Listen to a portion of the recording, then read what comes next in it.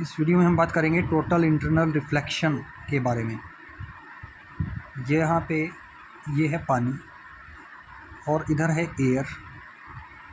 तो ये जो सरफेस है जिसके एक साइड पानी है, दूसरी साइड दूसरा मीडियम है, एयर है, इसको हम बोलेंगे इंटरफेस। तो ये है इंटरफेस। अब पानी के अंदर कोई लाइट का सोर्स रखा है एस, और इससे लाइट रेज जा रही हैं, चारों तरफ निकल रही हैं।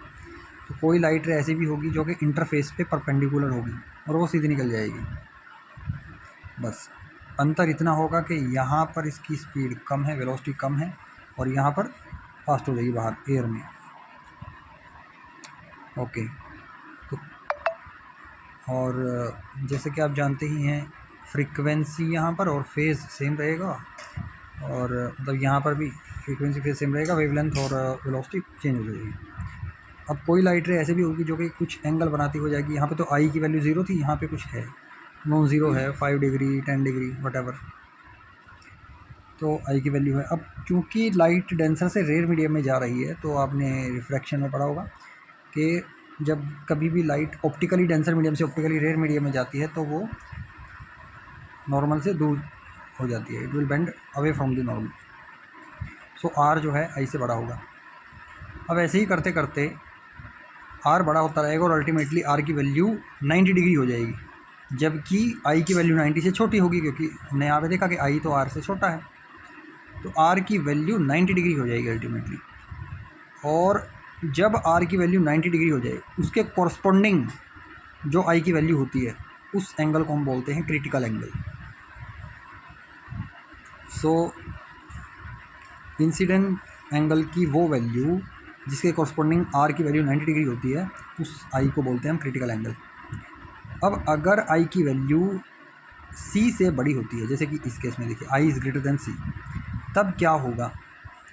तब ये जो लाइट रे है वापस रिफ्लेक्ट होने के बाद वापस पानी में ही आ जाएगी, मतलब रिफ्लेक्ट नहीं होगी। जितनी भी इधर से लाइट जाएगी, एनर्जी जाएगी, सारी सारी वापस होगी इसी मीडियम में आ जाएगी। इसी फिनोमेना को बोलते हैं टोटल इंटरनल रिफ्लेक्शन। तो इसके बाद सी के बाद जितनी भी लाइट होगी टोटल जो है वापस रिफ्लेक्ट हो जाएगी, इसी को बोलते हैं टोटल इंटरनल रिफ्लेक्शन, अंदर ही अंदर रिफ्लेक्ट हो जाएगी।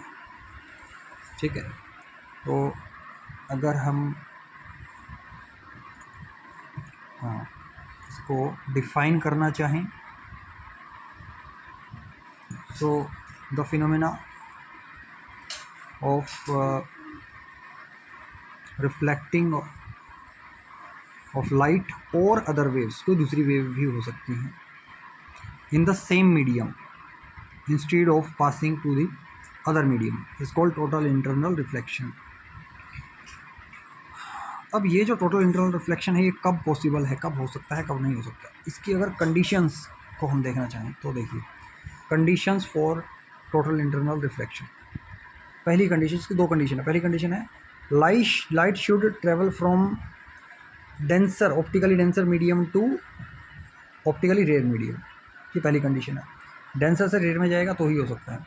दूसरी कंडीशन है आई की वैल्यू सी से बड़ी होनी चाहिए, यहाँ पे देखा आपने। So angle of incidence must be greater than critical angle for the pair of media in contact. क्योंकि दो मीडिया, यहाँ पे एयर है, ये वाटर है, तो कोई दूसरे मीडियम हो सकते हैं, जैसे कि यहाँ पे ग्लास हो सकता है, यहाँ पे एयर हो सकता है, वाटर हो सकता है, बाहर जो रेयर मीडियम है वो वाटर हो सकता है, तो उसके लिए क्रिटिकल एंगल की वैल्यू अलग होगी। सो इसीलिए यहाँ पे लिखा for the pair of media in contact. I hope आप ये कॉन्सेप्ट समझ पाएंगे।